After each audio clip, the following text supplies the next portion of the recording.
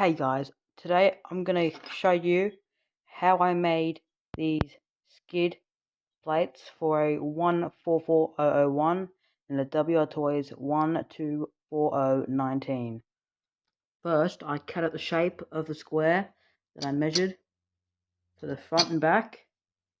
Then I took it to my sander and I shaped it the way that I want it to be. I got a nice angle on it. Then I came to my drill press, got the size of the threads of the screw and drilled holes for it, a bit bigger than the screw. And then I got a bigger screw than that, a bigger drill bit than that, and made a countersink for it so that it fits in.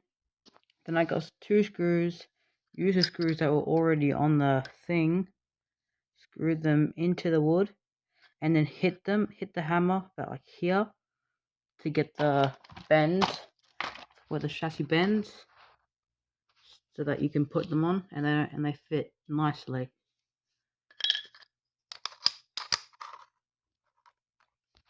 So you know, this is version 1 of my skid plates. I will be making many more versions. I'll be giving this set to Judge About 10 to test out on his car to protect his carbon fiber underfloor. Just saying that the metal is aluminium, and I did shape it and drill some holes.